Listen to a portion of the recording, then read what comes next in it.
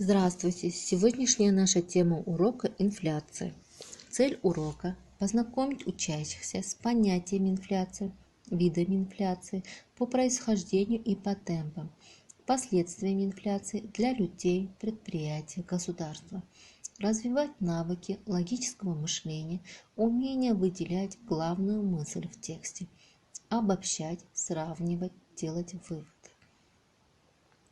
Воспитывать коммуникативные навыки, культуру речи, навыки публичного выступления, умение находиться в социуме и прослеживать связь с жизнью. Критерии оценивания. Овладение навыками публичных выступлений, высказывания, монолог, дискуссия.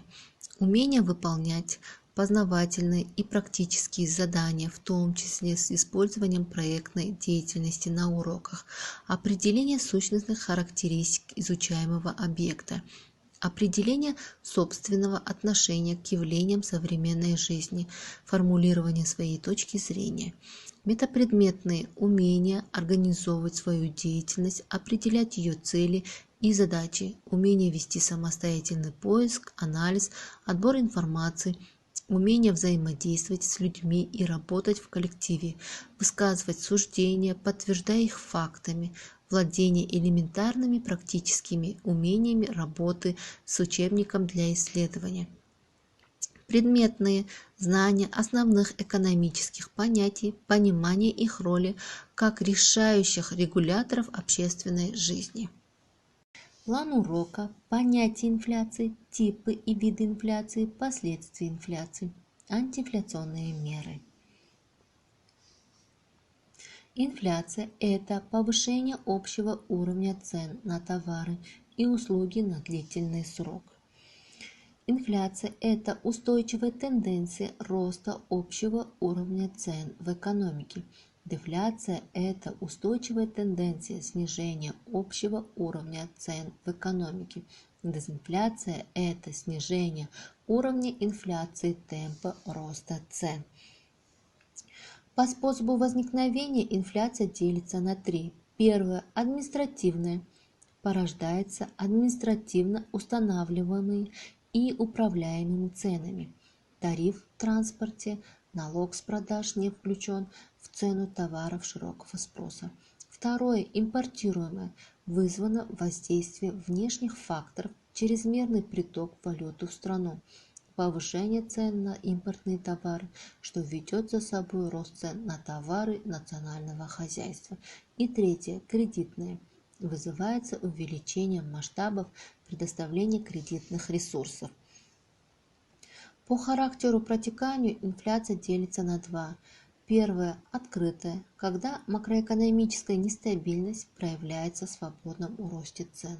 И вторая – подавленная, возникает под влиянием государственного контроля цен. По возможности прогнозирования инфляция делится на два.